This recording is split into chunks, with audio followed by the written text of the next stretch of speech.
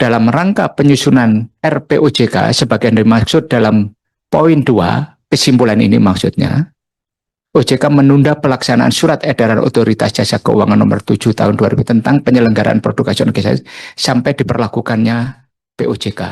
Kita ini masih ada waktu setengah tahun, Pak. Sehingga pada saat itu kita menganggap sudah cukup waktu kita untuk konsolidasi dari sisi policy dan ke masyarakat. 4, yaitu Komisi 11 DPR melaksanakan meaningful participation dalam rangka menyerap aspirasi dari pihak yang berkepentingan tentang pengaturan penyelenggaraan produk asuransi kesehatan. Ini dalam rangka apa, Pak?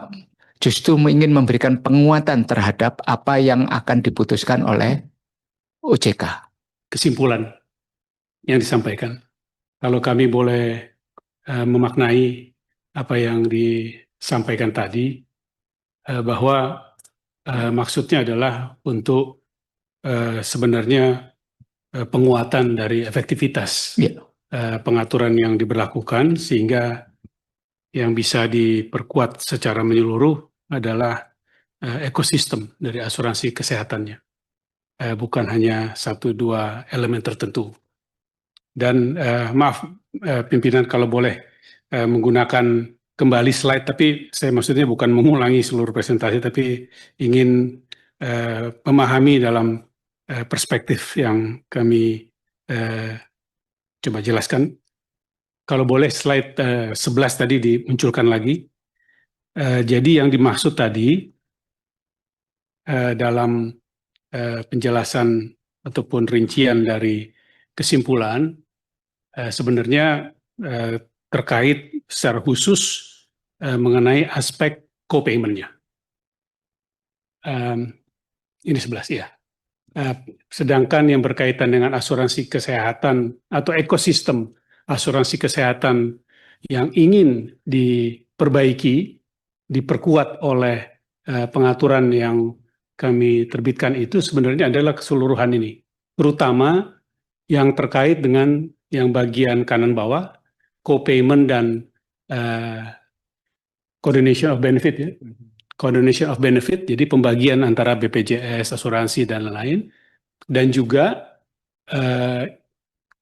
kemampuan, kapasitas dari perusahaan asuransi kesehatan yang bagian kiri atas memasukkan kapabilitas digital, lalu kapabilitas medis untuk dia memperkuat kemampuan analisis data layanannya, serta juga yang bagian kanan atas membentuk medical advisory board sehingga ada check and balance antara pihak asuransi dengan dokter spesialis dan rumah sakit serta pihak pemegang polis, sehingga melihat betul apakah suatu klaim layak dan tepat, termasuk juga aspek utilization review-nya. Nah, sebenarnya pengaturan tadi mengatur berbagai hal ini, Bapak Pimpinan, walaupun fokus kita lebih ke aspek co-payment-nya saja.